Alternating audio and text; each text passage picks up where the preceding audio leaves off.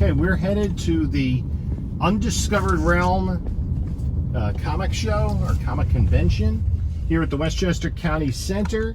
It's Sunday morning, and we got to go into the parking lot. County Center over here on our left. So it's a family affair today, and we're going to see. I think what I heard, there are 12 comic vendors set up, and there's also plenty of pops and toys and cosplay and signings and all that sort of fun stuff. So let's take a look at what's inside and see if I can find any good comic books up next on this video from Bronzeville Comics.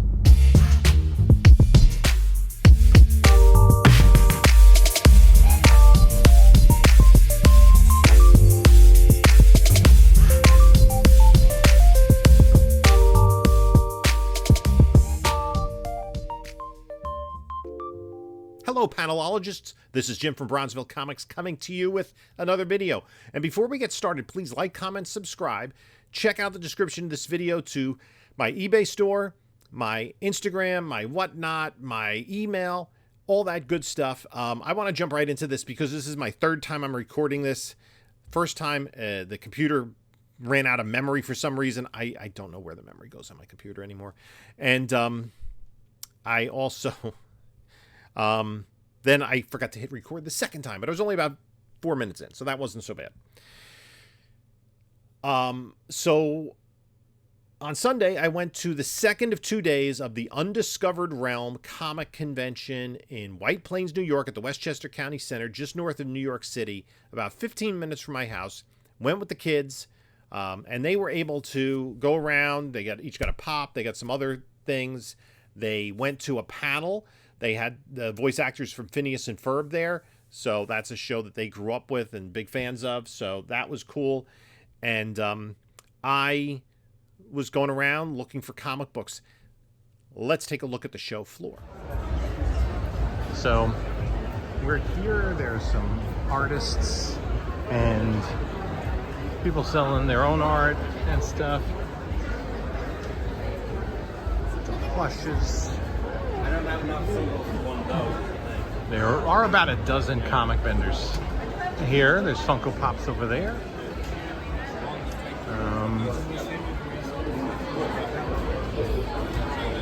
So, you know, it's kind of the thing you expect at a convention. But you get a lot of foot traffic. It's a pretty good crowd. I heard it was very crowded on major cosplayers. On Saturday. It was very crowded. So, again, this whole aisle doesn't really have comic vendors. We see some short boxes. These are trades. I think it's all trades here. Some stuffed animals, rubber ducky kind of things. Up here we got lightsabers and toy guns and cosplay kind of stuff, and the swords. That's pretty popular. Got some more what do we call it? Toys there, action figures, big cap shield, rocking out. Again, you can see there's a lot of pops here. My kids each picked up a pop today, so they were happy with that.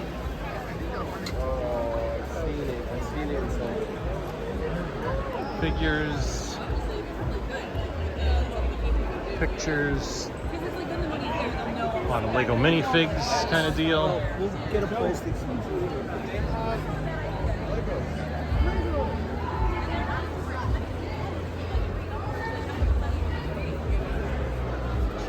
Sewing machines, this computerized stuff, and embroidery machines. I guess what you'd have there. That's an interesting cosplay. So yeah, this is one of the vendors I had some books from. And there's another guy over there. Yeah, I got some books over there. So that's the second row. Darth Maul there.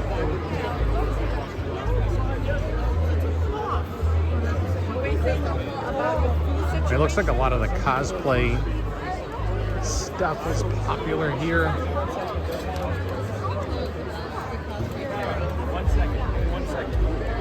There's some folks doing signings up on the stage there.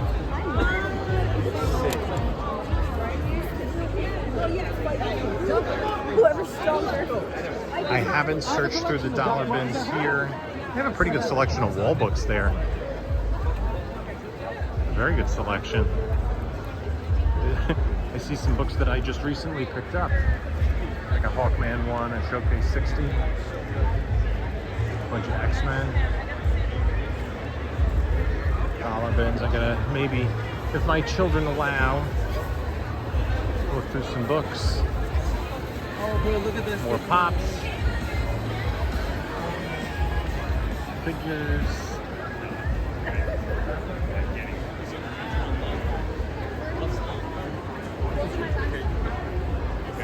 I would like to.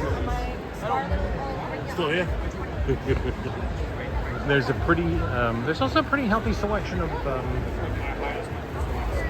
stuff. So here's a comic vendor that they have a lot of stuff.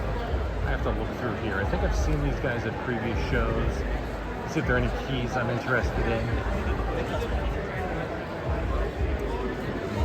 These 5 for $20 bins I dug through those.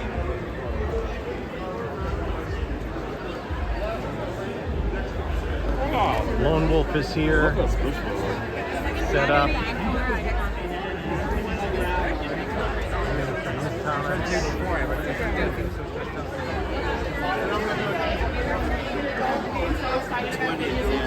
Very Gary, right here at the entrance. No. Of course, he's got a wall of madness.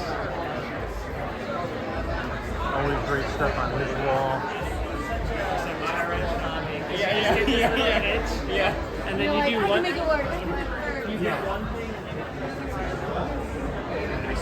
Jewelry, some prints, lots of prints here.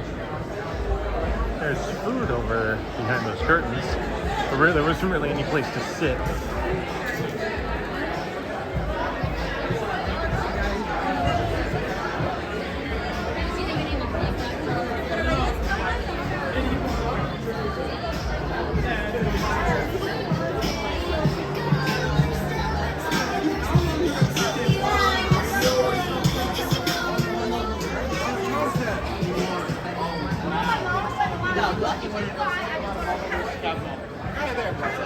What's up, Jim? Hey, how's it going? Thank you.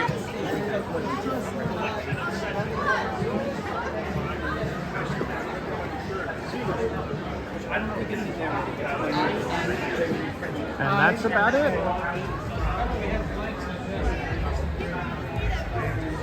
So that's pretty much the show floor. So you can see there was a lot of variety of things other than comic books. There were maybe about a dozen comic book vendors. So I scoped out, I think I got stuff from most of them. And I ended up doing a lot of talking to people I knew from the community. Streetside Anthony was there, Lone Wolf, JC and his wife Yasu, they were set up. Aaron from AA Comics was helping out very Gary.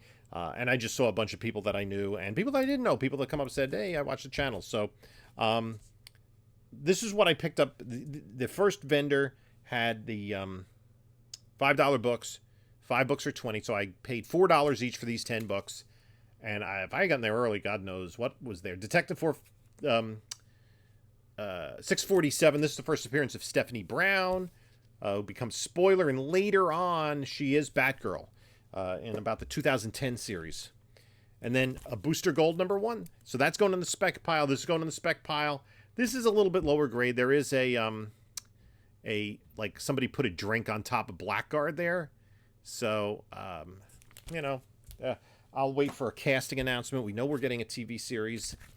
X Factor #19, the first appearance of the Horsemen of the Apocalypse. This nice She-Hulk, John Byrne classic cover. #39, Sensational She-Hulk. That's going in the sell pile. Now, this I thought was a really, and I didn't even notice until I got home. I just grabbed it It's Earth X, number 12. This is the first appearance of Shala Bal as Silver Surfer. And Julia Garner is going to play Shala Bal as a Silver Surfer in the Fantastic Four movie because this book to explode. Now, it does have some fairly deep spine ticks there, so it's, like an 8.59, but it's a newsstand copy. Hard to come by. I've seen a couple of those go for a little bit of money on the eBay. Then I picked up this All-Star Comics number 47, classic Todd McFarlane cover with the origin of Dr. Fate. He did this book around the same time that he was doing Infinity Inc. when he was working for DC before he went over to Marvel. X-Men 267, third appearance of Gambit. So that I might get. That's a high grade book. I might get that graded in a 9.8 pre-screen. Uncanny X-Men 234 classic cover by Mark Silvestri, also fairly minty. Gonna put that in 9.8 pre-screen, more or less for my personal collection. This too, that's kind of like a slab slash spec. This is 193. This is the first in continuity appearance of Firestar.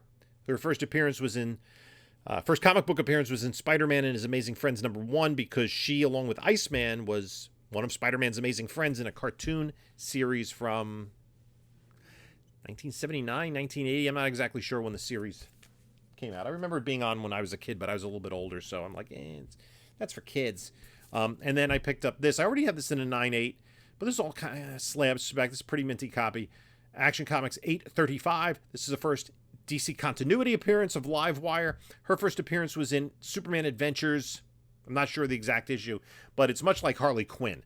Superman Adventures was based on the animated series, and so she had her first appearance there. Then there was a fella who was selling, he said, books from his personal collection. He had a lot of other stuff there and like 2 boxes of comics and some books on the wall. So he had some pretty good stuff. And I picked up this Phantom Stranger number 14 from 1971, a Neil Adams cover. And you have this kind of precursor to Swamp Thing by just a couple of months. House of Secrets was maybe October of 71. This is August. But this is going to go in the personal collection. That's a save. Then I picked up this. This is a pretty nice copy. 8, maybe a little bit better after a press. It does have some overhang, but it doesn't really have much creasing in the overhang. And everything else is pretty sharp on this book. This is Strange Tales number 159. This is the first appearance of Contessa Valentina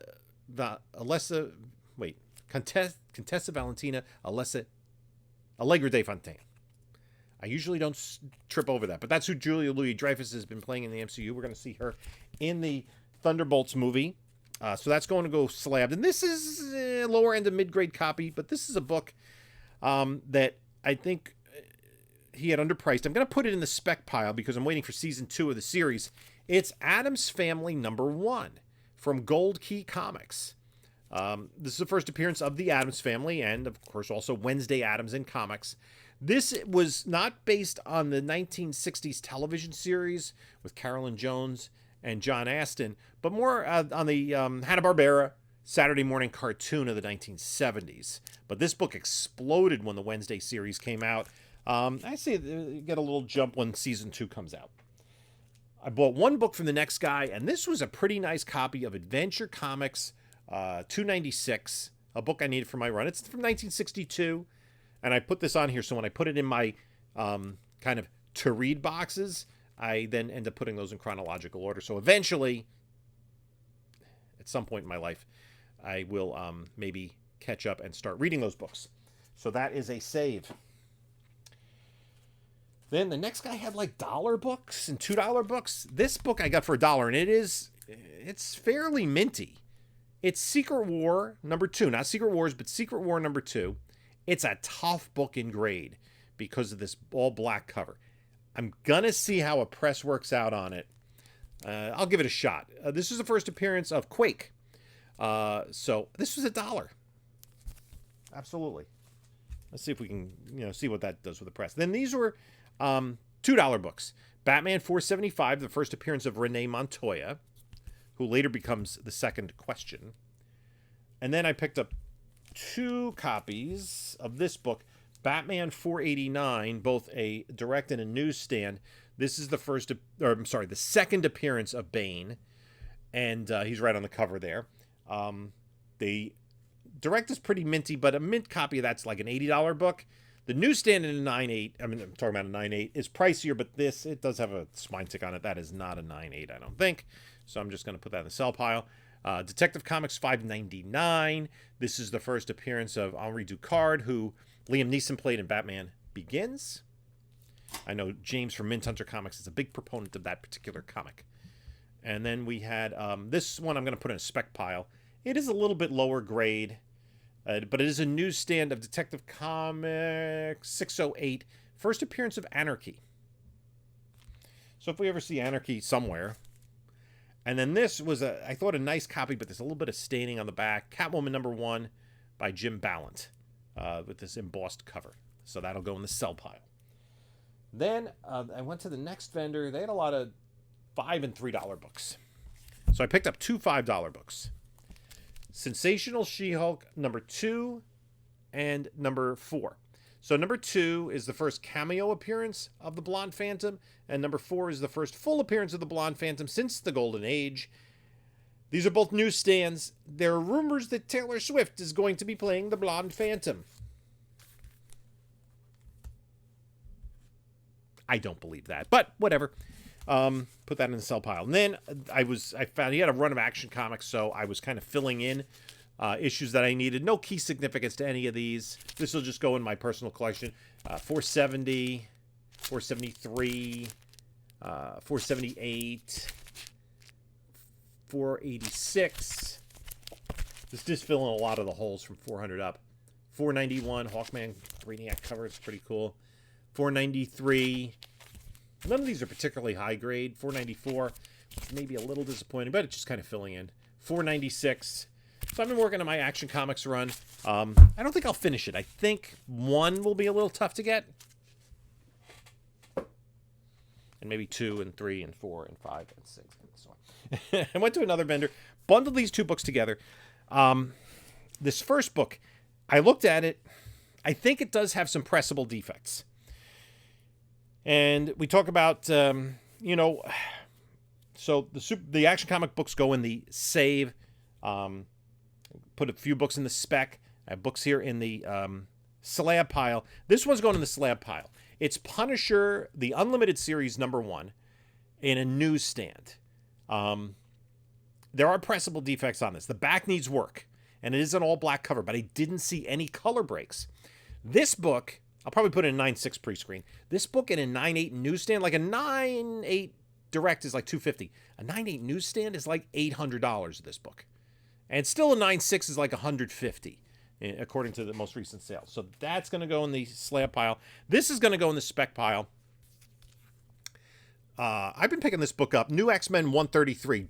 Joe from 360 Comics, my buddy, was the first one to kind of highlight this particular book. This is the first appearance of Dust, who is a Muslim female mutant and has the ability to turn into dust or sand. But it's a newsstand copy, and this is late on in the game. This is what year? This is from like 2000, I think, maybe 2001. Let me just do a quick check. 2002, actually. So yeah, that's a 21st century newsstand. It's in nice shape, but it's not a 9.8 contender. So that's going to go in a spec pile if we ever see Dust show up. You got that. I really have to organize my spec boxes, so when something happens, it happens.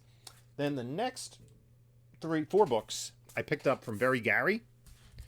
Just was going through his bins. I grabbed this, Justice League of America 124. I thought it was a pretty nice condition book. That I already have this from when I was a kid, but I was looking for through the Justice League books. I tend to look for books that are pretty high grade to upgrade my personal collection, because I'm pretty much finished. I don't know. There might be some Justice League books that I still need, so this is going to go in my upgrade box. Then this was a good one. This is it was also pretty nice, and I want to put this in the appropriate place. I put these little stickers on here to help me like denote where it's from, and this will go in my to read pile. So this is Action Comics 321. No key significance to it, but it's a pretty nice copy. Decent shaped copy. 1965. So that's just going to go in the save pile. Work on the Action Comics run. And then these next two books, this was a really sharp copy of Witching Hour number 23. That's going to go in the PC, and Witching Hour number 20. The Witching Hour title is fairly popular. As DC interest in DC horror continues, I think that we're seeing more of that. I think this is a Nick Cardy cover. Correct me if I'm wrong, but I believe that's Nick Cardy. And then this is just in really nice shape. That could be Cardy as well. He would have been like DC's kind of house cover artist at the time. Did a lot of the covers in 1972. So those are going in my 1972 box. So those two boxes right up there on the top shelf are the 1972 DC 72 boxes. And then two more books. The last vendor I went to, and I think these are both gonna go in my gradable pile,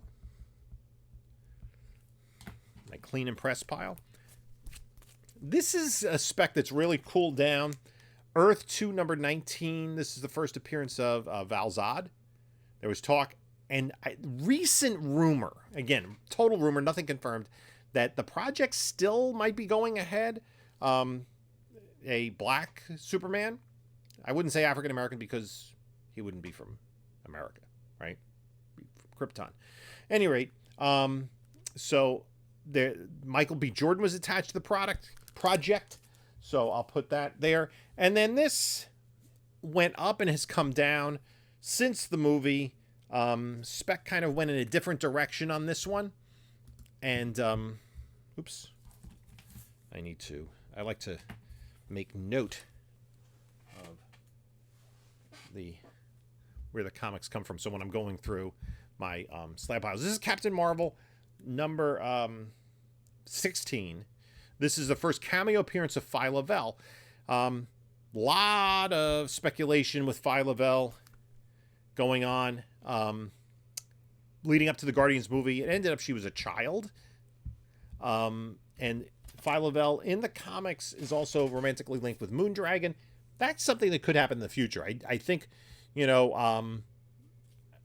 Marvel right now has to be kind of reassessing all their projects and what they have going on. So I don't know if we'll see Phi Lavelle again, but this is still a nice book to have in a 9.8.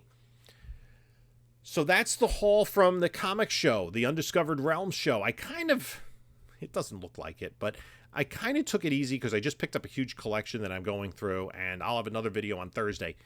There are some crazy keys. I just picked out a book last night I couldn't believe out of that collection. I didn't know it was there. So tune in on Thursday to that one. Last Thursday was the first part of that collection with some enormous keys. And now I just have like another, 20 some odd boxes to go through. So I'd like to thank you for stopping by. You can take a look at a couple of my other videos here. And this is Jim saying until next time, enjoy your comics.